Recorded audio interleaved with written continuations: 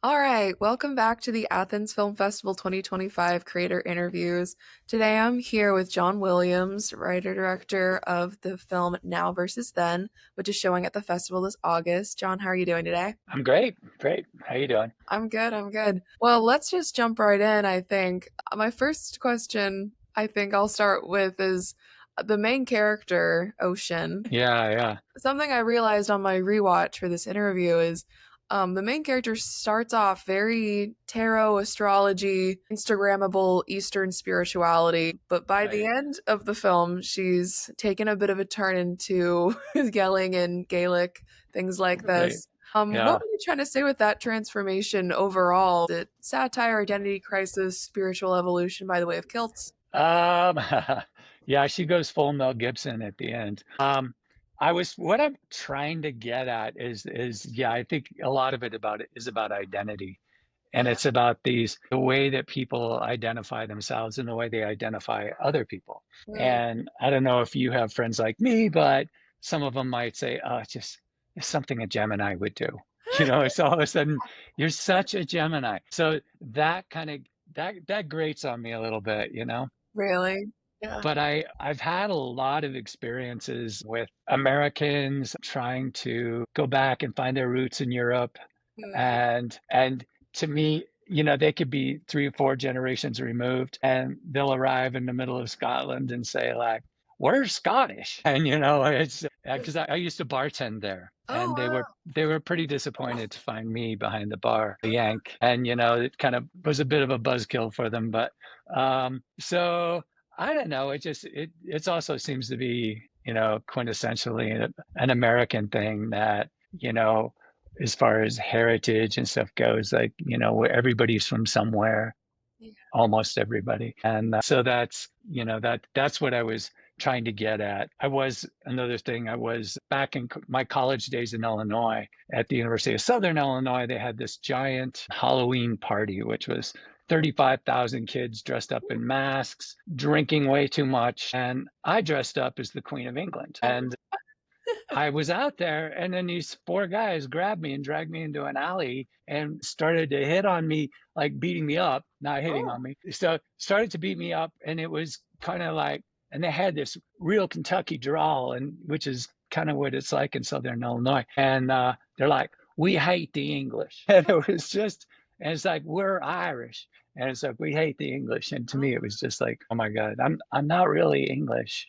So oh, so it just seemed that I don't know, people can get kind of silly right across the board yeah. It on seems like there's who they are. yeah, a lot of defensiveness or protectiveness over identity. Absolutely.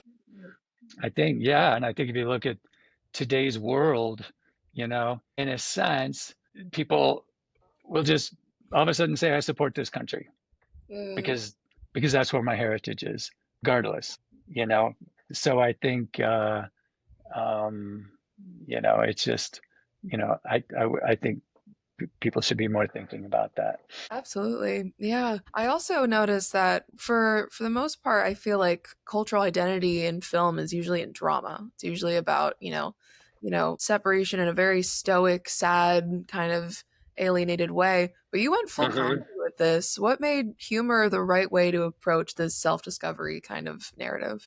That's the only thing I know. And I was told by somebody to stay in my lane when I started to do something serious. Yeah, in a sense, how many times during the day do we have those Larry David moments? There's a lot of Larry David-ish type aspects to this. And Boulder has I'm in Boulder, Colorado, and that has this there's a lot of spiritual people that it's Mm, had this conglomeration of spiritual influences. And to me, I find it really interesting, but also, you know, it's kind of funny too. yeah, absolutely. Speaking of funny, that inner Scott, such a fun device. How did you decide, how to bring that in? Was it based on, people you'd heard in your time being a barkeep? Like anything behind that? Yeah, I don't know. Yeah, she would get sort of possessed with that, and we kind of struggled with that idea.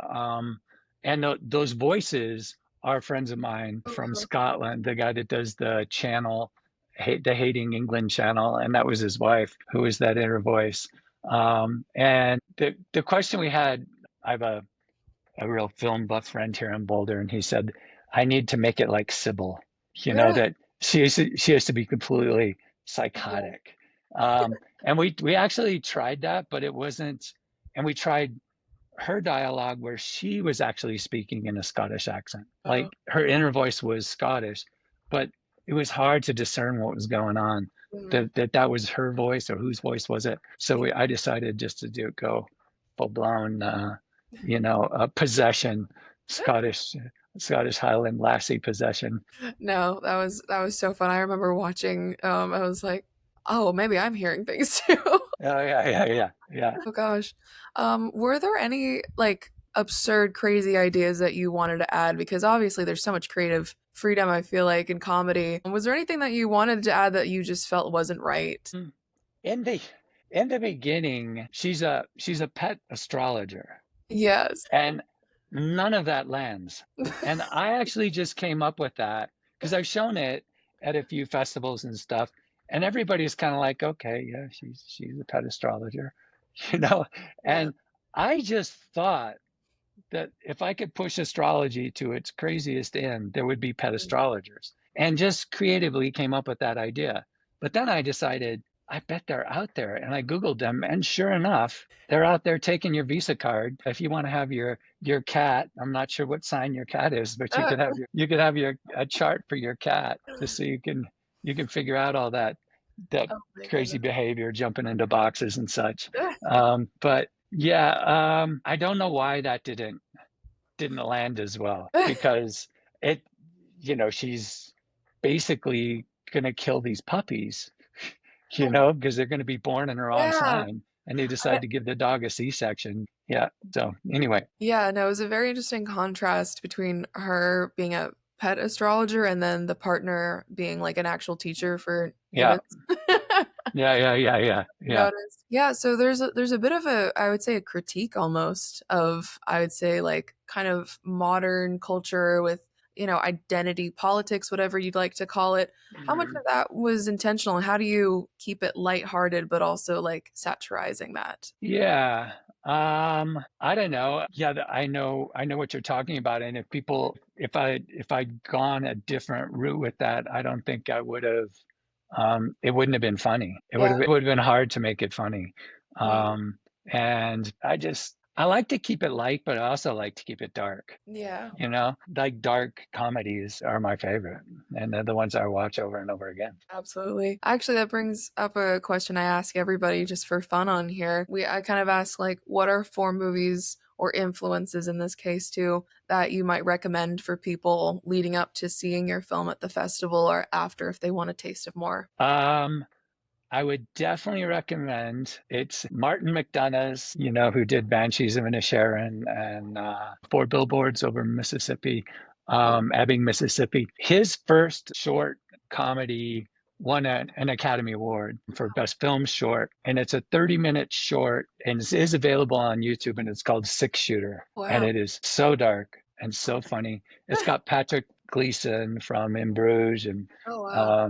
he's in it, and that I would recommend. And a guy named Nash Edgerton, an Australian, has a Mm. film called Spider, which is sometimes a little hard to find, but you can get it out there. But it just has some real dark, funny twists in it. Oh, Fargo, the Coen brothers, Raising Arizona. You nice. know, these are just real touchstones for me. They're the ones I'm always like, oh, what is Martin McDonough doing now? When's his next film coming out? Or what's happened to the Coen brothers? Oh my goodness. So yeah, I'll have to go on YouTube and check out some of these if I can find the deep cuts. yeah, you could definitely find Six Shooter, Okay. and and it gets so dark but then so funny, and I think that I'm fascinated at that. I'm fascinated at how you can build tension with using energy of sadness or horror or shock, and then make somebody laugh, because Yeah. I that it's because it's energy. You can use that energy, and I think that sometimes, like John Irving, The World According to Garp. And there's these moments that are just tragic, but then a joke comes right on the heels of it, and Yeah. you're just, yeah. So, Gosh, what would you say? Is there anything you learned from making this kind of comedy in particular as well, like this specific project, or advice you would give to anybody trying to, make a dark comedy given your interest in this kind of genre? oh yeah, a couple things. First time, this is my first film where I hired actors. Oh, I okay. hired a sound person. I hired a DP, and I can direct it. Usually I've got mics. I'm running around trying to do everything. And I work for the Boulder Film Festival here, which is now getting invaded by Sundance. Yeah. And they, I would submit my films and they'd be like, are those your friends in the film? And I Oh, would get, yeah. And they'd be like, yeah. So, so that was worth it. And it didn't cost a lot of money to make. I mean, maybe in a very into about 2 grand, and people got excited about it. And I really felt one of the biggest lessons for me was I was, I started getting into all these things like following all these filmmakers' advice and reading books about, cutting to the joke and how long you wait. And my first cut of this, because I edit too, my first cut of this was about 12 minutes. And I showed it to people and they were kind of like, oh, yeah, yeah, that's good. Or the people are go, that's funny. yeah. They always say, that's No funny. reaction. Yeah, yeah, yeah. So, but and then I was like, oh, I blew it. I wrecked it because I did rush this. We did this in 2 days and rushed it. And it was, I don't know, the house was about 95 degrees. It's probably cool for you down there right now. But we were putting plastic on the windows to make nighttime scenes and all that kind of stuff. And, we worked from like 9 in the morning till 3 in the morning, kind of both days. And, after I had that original cut, um, the DP he said, let me have a crack at it. And he Mm, comes back with like a 20-minute cut. And then it worked, it breathed, it had some life. And that to me was because it was to me I think you can get really frustrated with a project mhm. and you can feel like, it's not working. I don't know why or whatever. But maybe having somebody else provide that edit, and I'm going to be meeting with the editor DP and this afternoon. I wanted to get him in on this, but he had to work. Oh. And he saved my bacon on this one. I really expected, it's kind of disheartening, like if you make a film and you start submitting it to festivals and you're excited about it and you're just getting rejections. And then pretty soon you're kind of like, well, and I think the advice is stick with it. And Yeah. also the product that you have, minor cuts make a huge difference, Yeah. My like God. how it's cut. So anyway. Absolutely. Well, thank you. Yeah. I feel like that's a sentiment I've gotten a lot in these interviews. People are like, we hated the first cut. Oh, right, right. Yeah. Everyone said Yeah. that. We Oh, hated that's the good. first version of it. We had to edit it to hell and back, and then we found it passable. Yeah, yeah. So, holding through, sticking with it, that seems like the hardest part, definitely. Yeah. And then you go watch it at a film festival, bring it home and make another edit, you Oh my know? gosh, yeah, I didn't even think about You that. just it just keeps going, and then a year later, you might just go have another hack at it or something. It just seems like sometimes the ending. Yeah. You can always think of the concept, the actors, and all that sort of stuff, but how you want to wrap that up is always such a struggle. And Yeah. that I wrote that screenplay and tried to film it a couple of times, and my dad got super sick, like the day before the shoot, canceled it all. Then it sat. That screenplay sat for a year and a half and got so much better. I Wow. just went back, tweaked with it, added more and more and more, and then finally came up with that ending scene, Wow. um, where the biggest jerk in the film is the only one that talks sense. Yeah. Oh And gosh. yeah. Oh So wow. anyway, Thank you. I mean, great advice, honestly. I have to go back and tweak some of my interview questions sometimes. oh yeah, yeah, yeah. Just Yeah. change them all together. Yeah. I do as much research as we can here, that's for sure. Yeah, yeah. But for you as a writer and director here, especially with your knowledge of, building tension, like we talked about with comedy and dark comedy in particular. How do you approach the pacing of our protagonist and her transformation into complete Scottish hysteria, both Yeah. narratively and in her performance? Yeah, well, some of the pacing, yeah, the pacing in the edit, I mean, you can really make a change with that.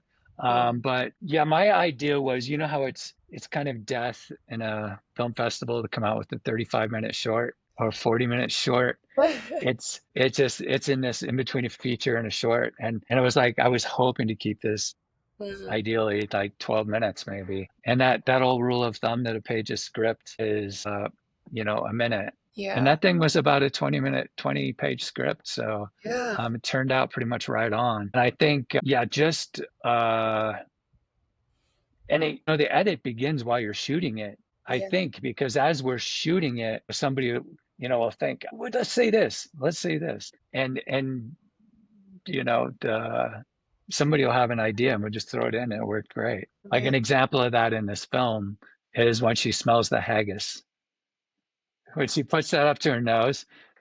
And I wish I'd have hit that a little harder, like she was huffing it or something. But It but was when a good she has the haggis and smells it like that, Samantha, Sammy Keach, who plays that role, time. she was just totally great. I mean, they Yeah. really had their lines down. As they're performing it, you start to see that, oh, we don't need to do that on the next take. Let's kind of do it this way. And I don't think it drags at all. I mean, Mm. nobody has said that they said it's a fast 19 minutes, whether they like it or not. Yeah.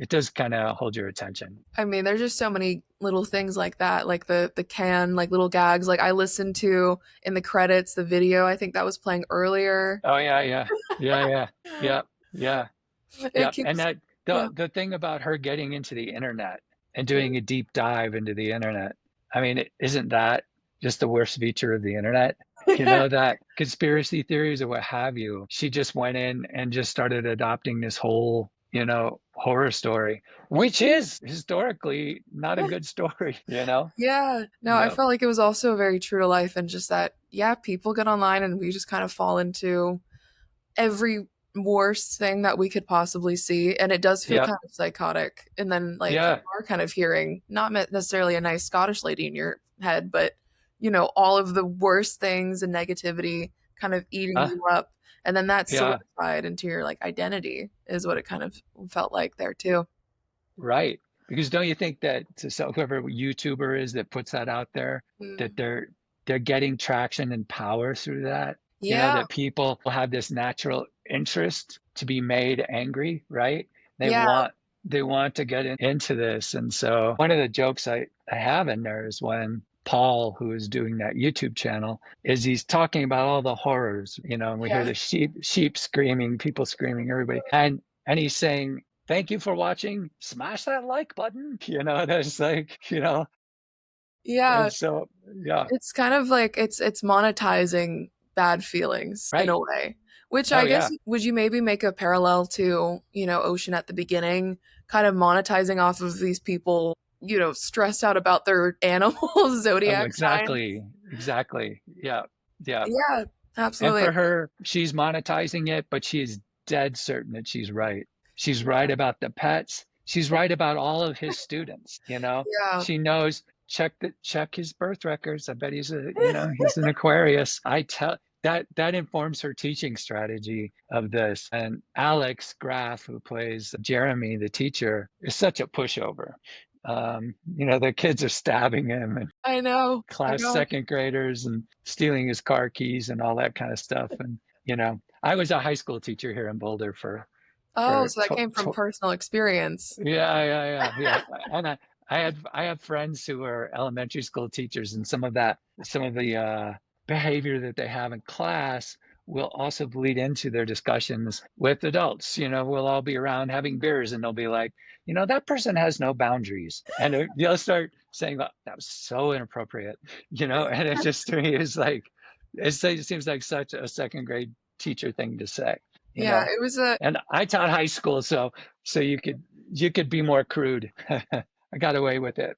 it was a really nice contrast, talking about like little children, and then she's like getting ready for war, like Right. Yeah. Yeah. war paint. Yeah. Like, yeah. Speaking of though, did you say what is? Do you have any Scottish or English ancestry that inspired those choices? Oh, that's funny. Yeah. I have, my dad is British, or he's English. Can't say British. They don't like to be lumped together. My dad is English. And I just got a text from DHL a few moments ago that my English passport is coming, or British passport, Oh, wow. UK, that because I had a British birth certificate when I was born. I'm in Right. San Francisco. But yeah, when I went over there in high school, and then when I was bartending in Scotland, it was like the animosity that's there, and some of it's playful, but that how they regard each other is is pretty hilarious, in most senses. There was a guy when I was bartending, there was a guy thrown out of this little village pub for life, which is like the death sentence for a Scottish person. Oh my Thrown God. out of the pub for the owner of the pub was English. Okay. And England was playing a team like Cameroon in the World Cup, Oh and yeah. everybody is rooting there for Cameroon, Mhm. wanting England to lose. And he just started on the pub owner about how horrible English Oh people gosh. are, and he's like, "No, throw him out. It's Oh my done." gosh. Yeah, we take sports very seriously here too. Yeah, yeah, That's like those. universal, it feels. And boy, does that for some reason come to a head in soccer or football, Yeah. European, Mexico versus the United States, wherever, that nationalism and throwing the flags around your shoulders, and getting lifetime bans on airlines for misbehaving on airlines, or the it's kind of crazy that in tangent, but in the United States, that a lot of the facial recognition stuff that they're using with cameras started with British soccer, Oh really? because they would identify fans in the audience, which they incited riots, My and gosh. they weren't allowed ever to come to Liverpool again. And then they had cameras constantly panning the crowds, and Oh they my would, goodness. I little didn't know that's box where would that appear. started. Like Hmm. that's the origin for that. Yeah.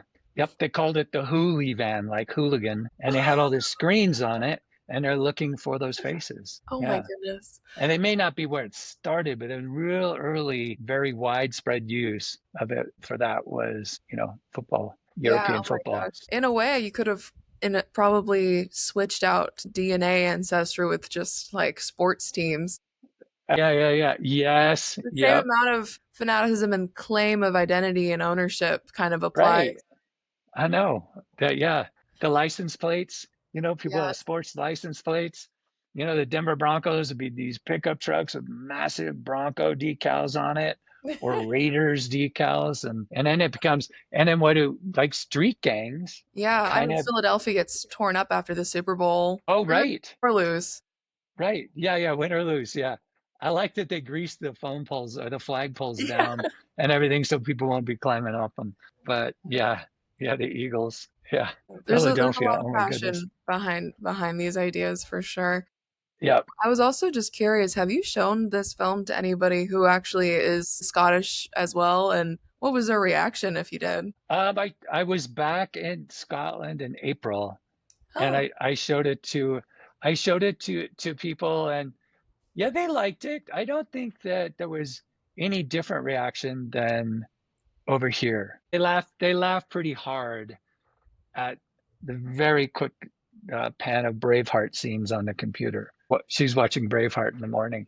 Submitted it to the Edinburgh Film Festival, so oh, we'll see. We'll see if it gets. See. really? Well, I guess I'll start wrapping up here. Thank you so much Okay. for these answers here. But I was just curious now that we've talked about, identity and humor and, the differences in that Yeah.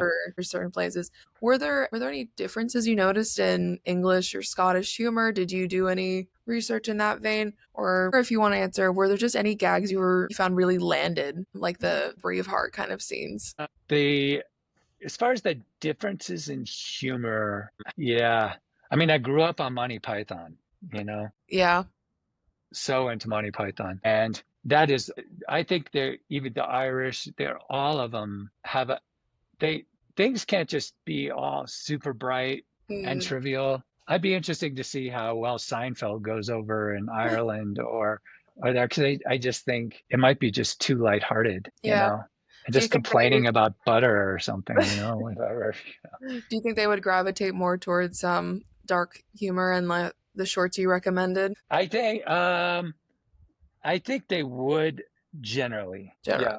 And even the TV series that they have over there. I'm watching something now called Brave. I think it's Brave Little Girls or something. It's on Hulu. It is so dark and so raunchy, but yeah, it's about these two sisters and their single mom and trying to get boyfriends, all of them. And it's just, but it's a joke a second. It's pretty funny. All right. Well, John, So. where can people find more about you and your projects in the future? I don't know if there's any way that we could add that in post, like when you put the interview together, because I don't really have a website available right now for that. Okay. If But you I have, email, we'll put it in the caption here. okay, yeah, I should definitely do that because I've got a few films and they can go and check those films out that are just me, just doing everything. Amazing. Another big influence with the whole thing is Christopher Guest, Huh? and Spinal Tap, and just the Best in Show. Just Yeah. love it. And so a lot of my films have had a little bit of flavor of that. Okay, amazing. Well, thank you for all of your great recommendations and answers talking about this very unique, amazing little film we've got to watch, and we're very happy to have it in the festival. Well, thanks so much for accepting it, and I hope to see it there. See how it goes Yes, over. absolutely. Well, for everyone watching, come see Now versus Then at the Athens Film Festival from August 14th through 17th.